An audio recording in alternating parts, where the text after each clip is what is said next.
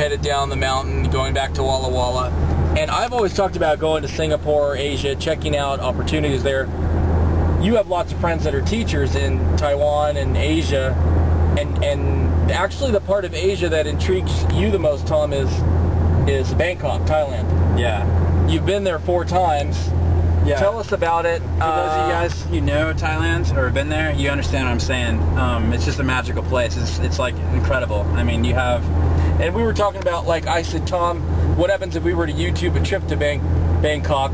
You know, I thought it was like a seedy type of town. You're saying it's not. It's like an emerging... Like, give me your perfect month staying in Bangkok. What would you do if you went to Thailand? Like, pretty much Thailand's the perfect blend of East and West. And you have... It's an emerging economy. It's growing. You have your similarities, and there's a lot of growth, a lot of opportunity. You can get involved in all kinds of stuff. I have a friend right now who started a business with his wife, and he makes coffee, Thai coffee. And he actually quit his high-paying job just to do the business full-time. And that is how good the opportunity is right now. So it's an emerging economy. I mean, if me and George were to cruise over there right now, we could hop on the SkyTrain, the BTS, cruise up to Siam Paragon. It's a big mall they just finished building about 2 years ago. I mean, MBK, huge malls. There's tons of stuff going on there, building, and it's just, it's amazing. And so how would you spend your month if you were to spend it in Bangkok? Because you think about staying, trying to do a business, because a couple of your friends have opened restaurants or bars, and they're doing well for themselves. Oh, big time. And you can go down to Phuket or like Koh Samui, and those places have just gone insane. I mean, off the hook. It's like, I went back in 2004, went back a year later to like Koh Samet, which had just basically started coming up as a bungalow resort, and now there's huge resorts there, and they're charging 5,000 baht a night compared to where I was paying like I think 500 baht a night for your own bungalow right on the beach. So you told me before, Bangkok or Thailand is kind of like Vegas. Anything you want, but also has a cheap side too. Exactly. And also the cool thing about Thai culture is it's not, like you just mentioned, the seedy side. Like Vegas is that, and you can see it everywhere. But the cool thing about Thailand, the Thai spirit, they're very conservative in their own way, but yet their Buddhist belief system, they're very open-minded. So it's kind of like you have that conservative side to you, but you also can have the other side. But you can go to those areas if you really want to, but you don't have to. So you could even have your family there. So let's say you go to Bangkok, where would you stay right away? Where would be the first place? My favorite motel is in Nasa, Vegas, which is kind of funny because I like copy Vegas, but it's like 560 or 590 baht a night, and you stay in like a hotel that you. How much is that in U.S. dollars? That's a lot though. That's like $15 a night. Oh, wow. And it's like a hotel that you'd pay probably $80 or $90 for in America, or more, I mean, for what you get. And do you get more services there? Oh, yeah, they treat you great. I mean, the Thai people are lovely. They love having foreigners over, and they're amazing people, and they're just great. It's great. And like, great. How's the food, and what's the cost of the food? You can't beat it. It's just unbelievable. Like, blow your mind good, and you just can't beat the prices.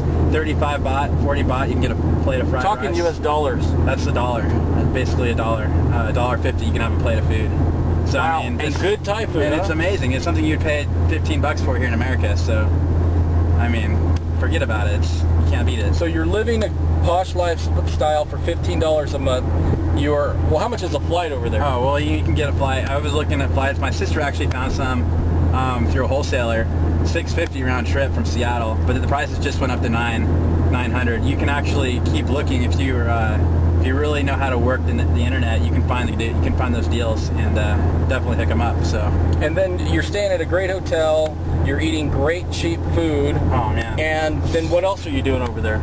I mean, you're experiencing everything it has to offer. I mean, Thailand is endless of opportunities. You can do trekking, you can ride an elephant, you can go up to the hill tribes, you can get out in the country and see beautiful scenery like this. I mean, waterfalls, there's awesome waterfalls. You got the beach scene, you got Kopangan, you got Hat Rin Beach. You said you have a lot of contacts, potentially business contacts. You know, emerging market, some people from America may be looking for jobs. You can't find a good paying job in Thailand. I have several guys that I talk to who are like middle-aged in their 50s, and they, like from British Columbia, I got another guy that I know from California who opened up his own basically like bungalow resort and guest house, and he has like a sauna. He even caters to the Scandinavians. Thailand's huge with Scandinavia. If you're Swedish or Norwegian, you know what I'm talking about because you go there. And these guys catch on to these trends and they hook them up and like. So the key with an American would be going to Thailand and really starting a business, some type of business. Exactly. Like what kind of business? How much would it cost to start a business, and what type of businesses could you form in Thailand? With the tourism that's going on, and I haven't been there since the crash last October, but when I came back, it was like what are your buddies doing over there? Yeah, how are they surviving? My buddy Howard, dude, he quit his job. He's making 70,000 baht a month, or close to that, I believe. What's that in U.S.? That's like 2,500, maybe. Okay. Somewhere around there, I think. Yeah. Anyways, I don't know what the conversion is right now, but I think it's like 33 or 34 baht to the dollar. Anyways, but he quit, and he's just doing his coffee shop, dude, full time with his wife. So, and he's making good money. Wow. Now it must be hard. Is it hard to get citizenship or resident, visa? Yeah, or whatever? Like, I was working for a lady up at a bamboo school. She's from New Zealand, and she's applied for a B visa, and it's like a kind of a permanent residency visa that you can get by doing work like she's doing there. Or if you were a guy, or a woman, you could marry somebody there, and then that gives you all the benefit of having a lot of opportunity, especially to expand your own business there. Well, that'd be more available for a single guy, but I do believe, though, I think there is a Thai policy with property where you have to be a Thai citizen to buy the property. But like I said, if you're married, you have your wife buy it, or your husband, or whatever, and that's something that also. So what you're basically telling me is you could vacation probably for 6 months on 10 grand. Oh yeah, easy. If you wanted to budget, you could even cheaper, or you could live it even better. I mean, you can have the opportunity to have a 5-star resort, or you could just have a bungalow and just keep it chill and like low key and have a great time. And I've heard a lot about it's like a fascist situation over there. Yeah, right. Well, the monarchy with the king, it's awesome because everybody respects the king so much and they love him, and he's awesome and he's done so much for the country. But as soon as I mean, it's going to be a really sad story when he passes on. But that's one thing that will be very interesting to see what happens in Thailand when that happens. How are the tax rates in the general economic situation? It's great because you're in Asia, like we were mentioning before, and I've talked to others that have said, oh yeah, taxes as low as 3% or none. You don't pay a tax when you buy stuff at the store. I mean, there's no sales tax there. So it's a true free market. I mean, in some cases, and I don't know, like there's a lot of ins and outs that I am still learning, but I mean, as far as I know, and there's a lot of... well, if you're eating for $1 or $2, that's pretty, dude. That's free market. You can't really beat beat that. It's great, and like I said, it's not like you're seeing a ton of people, just tons of poverty there. There's a lot of money in Bangkok. 60% of the wealth stays in Bangkok, in the whole of Thailand. So there's a lot of money there. I think the rest of the money is up in Chiang Mai and Phuket. So basically, that's where. And what would an American have it as an advantage over, let's say, anybody else going to Bangkok? I mean, what could we do while we're there? I mean, is there a future, or is it more like a vacation spot?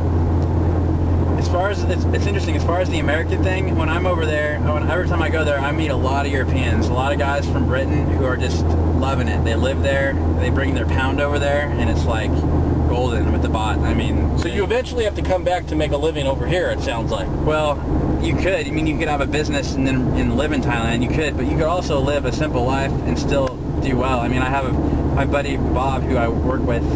His older brother is a lawyer over there, and yeah, he loves it. He's doing great in Bangkok, and I mean, it's amazing to hear his story. So emerging market, lots of opportunity, maybe not for high-paying jobs, but probably business opportunities. If you have a little bit of capital, probably business opportunities galore. And if you think about it, like if I were to be a teacher, which I already was thinking about doing, making $2,000 there is like making $4,000 here a month. When you compare the cost of living differences and like just the whole way. And you're saying the people treat you really well over there.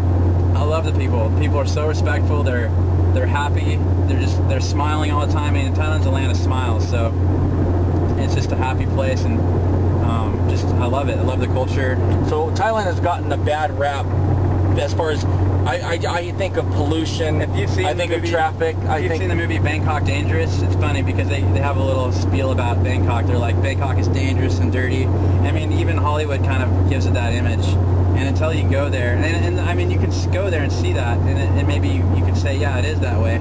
But in reality, I feel safer walking downtown Bangkok than I would in New York City or San Francisco any day. And you're a country guy. Yeah, and I'm a country guy, and that's the one city, and I grew up in the country, like with 20 acres, and I love the city life in Bangkok. It's just something that's the weird dynamic is if you're young, you're not tied down, you just graduated from college, it's almost like you have to look for opportunities overseas. It's just so bad here. I know, and that's why it's. And you've traveled a lot. Oh, keep going. I'm sorry. Yeah, and I've been to 40 countries, 39 to be exact, almost 40, and I've seen like a lot of different places. And Thailand is one place that it just sticks with me, and I can't see any place that I could see that would even come close, really. And why is that though? It's just a combination. It's in Asia, Southeast Asia. It's an emerging economy. I mean, the culture, it's unique, and you feel great there because people treat you really well. Yeah, it's amazing. And you have a lot of contacts, it sounds like. Yeah, I have a lot of friends over there I stay in contact with. I did work there for 2 summers, so. What would be the best opportunities for business over there, you think? You think we could do things with media or the internet, possibly? Oh man, there's so many avenues you could look into, and I just am scratching the surface about what I know. And I mean, as far as what I know, I don't know everything. So it seems like tourism's the big thing with people starting coffee shops, restaurants. I know one guy that's actually started a bar, and he's making like $3 or $4 grand a month. Yeah, exactly. See, that stuff is happening all the time. And you probably don't have to worry about paying Social Security and like all the different things when you hire people. Right. I mean, like he says, everyone does the work in the bar. He just makes the money, and he pays everybody. It's not like there's a ton of regulations. Yeah. That's true. That's probably what helps you. That's probably how you can hire people. Yep. It's not that difficult to start a business. And there's just, yeah, I mean. Okay, can you put a cap on it? We're talking about Thailand, Bangkok. Let's put a cap on it. So what's the deal? I mean, straight up, you recommend if you're young, professional, you should at least check it out. Yeah, if you're young and you're interested and English is your gateway. Teaching English can get you in so many doors. And not just Thailand, any country. Any country. I mean, if you want to teach in Korea, Korea's been huge. And I know a lot of you guys talk about Korea and making money there and paying off your loans, and that's great. I mean, I have a friend that just came back from there, and she had a good time. I haven't been to Korea, and I'd love to go someday. But I know that Southeast Asia, for what's going on there, And you've been to Shanghai, too. Yeah, I've been to Shanghai. And I've spent a lot of time in the Philippines, Metro Manila. But you're saying out of all those places, you like Bangkok, Thailand. I like Bangkok, yeah, as far as the big cities go. Shanghai is like the New York of Asia. To me, that's what it would seem like, even though I haven't really been in New York. That's what it kind of felt like when I've heard people telling me about the New York City and stuff. So. Okay, hey, thanks, Tom.